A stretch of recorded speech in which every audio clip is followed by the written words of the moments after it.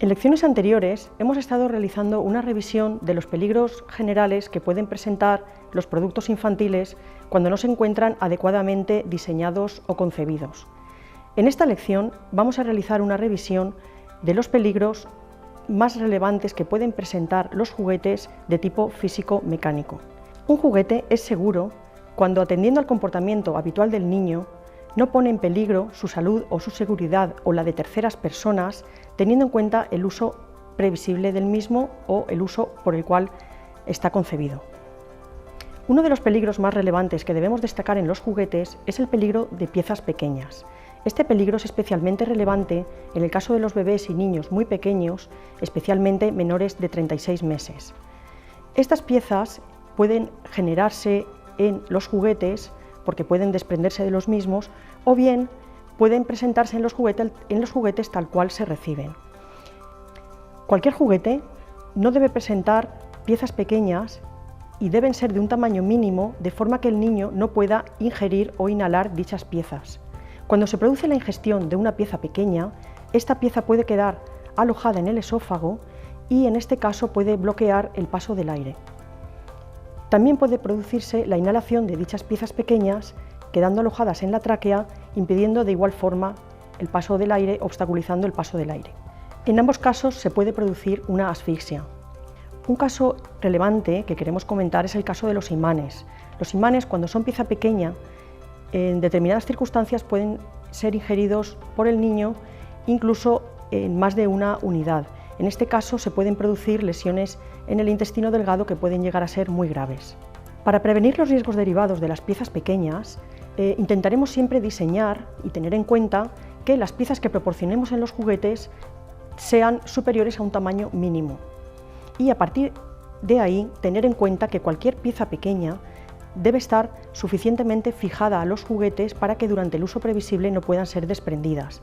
Evitaremos además piezas pequeñas con forma de bola. Otro peligro que pueden presentar los juguetes es la presencia de ventosas. Las ventosas pueden presentar peligros derivados de la succión y en este caso ocasionar moraduras en el cuerpo del niño e incluso lesiones más graves en el caso de lesiones oculares. Las ventosas pueden presentarse en juguetes, por ejemplo, en las flechas o en los dardos, y en este caso intentaremos evitar que sean ventosas de pequeño tamaño y que también puedan adherirse fácilmente al cuerpo del niño. Otro peligro que queremos comentar es el derivado de la presencia de bordes afilados. Los bordes afilados se suelen presentar en el caso de piezas metálicas o de vidrio, o bien por rotura de determinados juguetes. Bordes cortantes también se pueden encontrar en las rebabas de piezas moldeadas realizadas con plásticos rígidos y también en los tableros metálicos de los juegos. La existencia de bordes cortantes puede ocasionar laceraciones e incluso heridas de mayor gravedad, como por ejemplo cuando pueden llegar a cortar vasos sanguíneos mayores. Podemos prevenir la presencia de bordes cortantes en los juguetes redondeando los mismos o bien protegiéndolos a través de una parte plástica e incluso también redondeándolos en forma de espiral o replegándolos. El peligro derivado de puntas punzantes, de forma similar al anterior, también puede producirse en determinados materiales metálicos e incluso en este caso en determinadas astillas que puede producir la madera. Estas puntas pueden presentar distintas lesiones y además hay que tener en cuenta que es un comportamiento habitual de los niños que puedan andar o correr con juguetes en la boca. Cuando se producen estas situaciones, la existencia de puntas punzantes puede ser especialmente grave por el caso de ocasionar lesiones en cualquier parte de la cara o en los ojos. Las puntas punzantes pueden redondearse o bien protegerse con el fin de evitar su presencia en los juguetes. La presencia de materiales impermeables en los juguetes puede ocasionar asfixia. Un caso relevante son las bolsas de plástico que pueden ser colocadas por parte del niño bien en su cara o bien en su cabeza, impidiendo el paso del aire. En este caso será importante que las bolsas de plástico sean de un espesor suficiente para que le confieran una rigidez de forma que no puedan adherirse a la cara del niño, y también se evitará el uso de cierre con cuerdas o cintas. Existe otro peligro derivado de la falta de estabilidad de los juguetes.